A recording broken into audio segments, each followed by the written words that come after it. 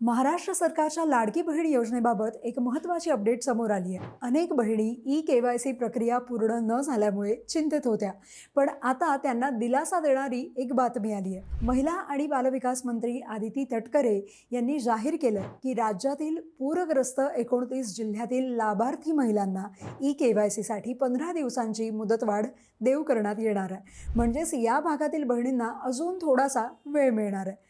मुळात लाडकी बहीण योजनेचा सप्टेंबर महिन्याचा जो हप्ता आहे तो जमा होण्यासाठी सुरुवात झाली आहे, पण अजूनही काही महिलांची ई-केवायसी बाकी असल्याचं दिसत होतं।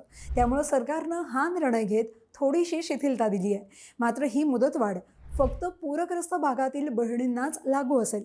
तटकरे यांनी याविषयी माहिती देताना सांगितलंय की पात्र महिलांनाच आर्थिक मदत मिळावी यासाठी ई-केवायसी बंधनकारक असणार आहे। म्हणजेच ज्यांनी ही प्रक्रिया पूर्ण केली त्या महिलाच लाडक्या बहिणी ठरणार आहेत, इतरांना हप्ता मिळणार नाही। आता सरकारच्या या वाढीव तारीख निर्णयामुळे पूरग्रस्त जिल्ह्यातील महिलांना थोडासा दिलासा मिळेल, पण ही मुदतवाढ कायमस्वरूपी नाही आहे। त्यामुळे उशीर न करता लाडकी बहीण योजनेचं ई-केवायसी लवकरात लवकर पूर्ण करा, कारण पात्र बहिणीच आता लाडक्या ठरणार आहेत। आणि अशाच माहितीसाठी लगाव पत्तीला फॉलो करा।